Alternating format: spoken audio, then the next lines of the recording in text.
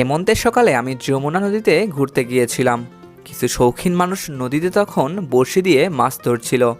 হঠাৎই একজনের বড়শিতে বড় আকারের মাছ আটকে। বড়শি দিয়ে মাছ ধরার এই মুহূর্ত ক্যামেরাবন্দি করার সৌভাগ্য আমার হয়েছিল। ভিডিওটি ভালো লাগলে চ্যানেলটি সাবস্ক্রাইব করতে ভুলবেন না।